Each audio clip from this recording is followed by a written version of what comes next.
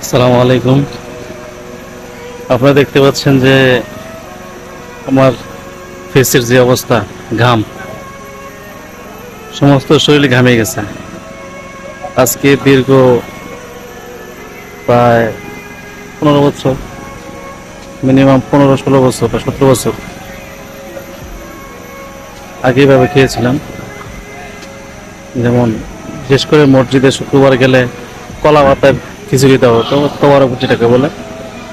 আজকে সেই তওয়ারক খেয়েছিলাম, সেই ঐতিহ্য কলা পাতায় খেয়েছিলাম। আমার কাছে অনেক ভালো লাগছে, অনেক ভালো লাগছে কলা পাতায়।